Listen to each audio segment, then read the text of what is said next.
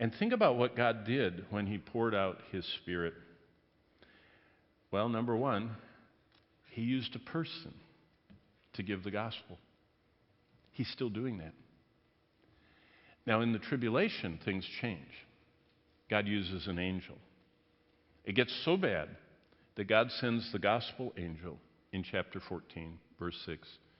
And that angel flies, kind of like a drone, all over the earth, and he's proclaiming the gospel, the eternal. It's called the eternal gospel. God also uses the 144,000 who are like commandos. They are special forces for God. They're Jews. And they go to every part of the world, and they seem to be invulnerable till God withdraws them and takes them out. But God uses Peter. Right now, he's using people, like he always has.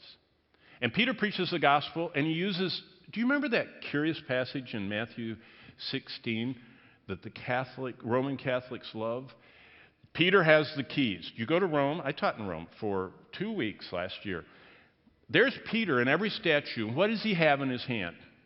Key ring. Got those keys. You can always tell the statues. Peter's got the keys, whether it's in front of the Vatican itself, St. Peter's, or whether you're over in St. John Laterano with the 12 statues. It doesn't matter where you are. Peter's got the keys, and we don't like that. You're not so Catholic, right? No, it's so biblical. Peter did get the keys. Jesus did say that I'm giving to you the keys of the kingdom. What was he talking about? Well, he uses his first key to open the door of the gospel to the Jews. Jesus told Peter he would have keys to use. Here Peter opens the door, number one, to the Jews in chapter 2. Then in chapter 8, he's the one that confirms the Samaritans get the gospel. He comes back to Jerusalem and said, guess what? Not only do the Jews have the Holy Spirit, the half-Jew, Gentile, mixed breed Samaritans have the gospel. Remember, Jews thought of them badly as mixed breed. Then finally in chapter 10, see, the first 12 chapters of Acts, Peter is out front kind of blazing the trail of the gospel. First on the steps to the temple to the Jews. Then traveling up to Philip's revival in Samaria to the Samaritans. Then being hauled up by a contingent of Roman soldiers to Caesarea to Cornelius' house to the Gentiles.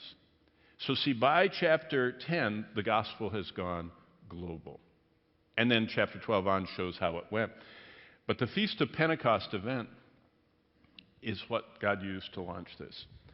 By the way, just the history. Acts 2 was 50 days after Passover, Saturday. That means Pentecost was the seventh Sunday after Passover. That means the day of Pentecost was on a Sunday.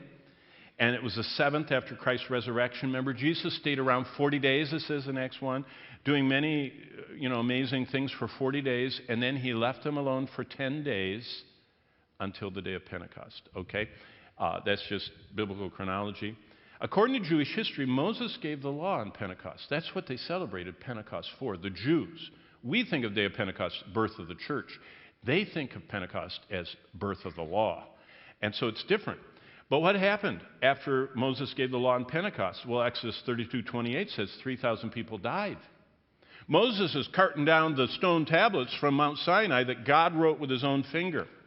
That's why I'm a creationist, by the way. Do you know what it says in Exodus 20?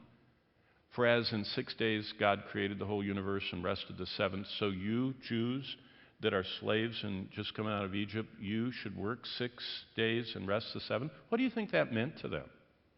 Work 6 billion years and hope that Social Security will still be solvent and you'll be able to rest the seventh, or whatever. But you know what I mean. Literally, common people understood God as saying, I created the universe in 6 solar days and rested the seventh. That should be your schedule. When Moses came carting that creation account as well as everything else that's in the Ten Commandments down, what did he confront?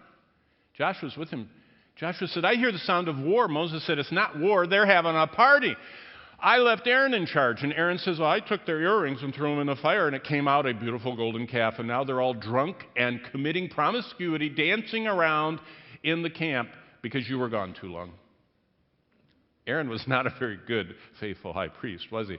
But, I'm not teaching Exodus, but you know what happened. Moses deployed the Levites, and they killed 3,000 people that day. Every man went straight forward with his sword, and they killed their relatives, anybody, they killed them that was involved in this debauchery and revelry of the golden calf worship. Why saying that? Well, 3,000 died on the first Pentecost. How many came to life spiritually on the final Pentecost? 3,000 got saved.